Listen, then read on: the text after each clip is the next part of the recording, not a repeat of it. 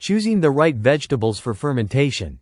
When fermenting vegetables, choose fresh, high-quality produce that's in season. Vegetables like cabbage, carrots, cucumbers, and beets are popular for fermentation due to their natural sugars, which provide food for the beneficial bacteria. Organic vegetables are recommended for a cleaner fermentation process. Preparing vegetables for fermentation.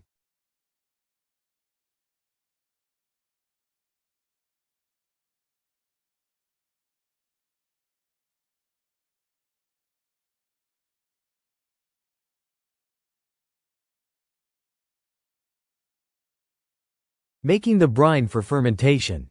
A brine is essential for the fermentation process. Typically, a saltwater solution made with non-iodized salt, like sea salt or kosher salt, is used. The salt helps draw out moisture from the vegetables, creating an environment for beneficial bacteria to thrive and initiate fermentation.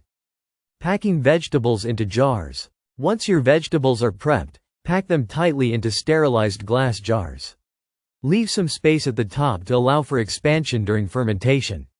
The vegetables should be submerged completely in the brine to prevent mold growth and ensure even fermentation. Using weights to submerge vegetables. To keep the vegetables submerged in the brine, use a weight, such as a clean rock, glass weight, or a small bowl, to prevent them from floating above the liquid. This helps create an anaerobic environment, which is crucial for successful fermentation. Finding the right temperature for fermentation. Fermentation works best at room temperature, typically between 65 to 75 degrees Fahrenheit, 18 to 24 degrees Celsius. A cool, dark spot, such as a cupboard or pantry, is ideal. Avoid places with direct sunlight or high heat, as these can speed up fermentation too much or spoil the vegetables. Monitoring the fermentation process. Fermentation can take anywhere from a few days to several weeks, depending on the vegetables and the temperature.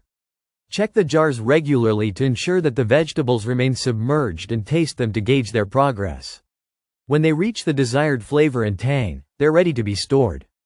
Storing fermented vegetables. Once fermented, transfer the jars to the refrigerator to slow down the fermentation process.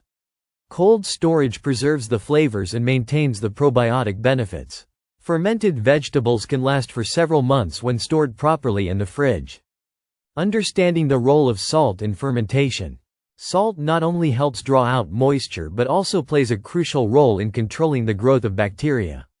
The right amount of salt ensures that harmful bacteria don't take over, allowing good bacteria, like lactobacillus, to thrive and create the sour, tangy taste. Experimenting with flavors and ingredients. While salt and water are the basics, you can experiment with different spices, herbs, and flavorings to enhance your ferments. Garlic, ginger, dill, or peppercorns can add complexity to the flavor.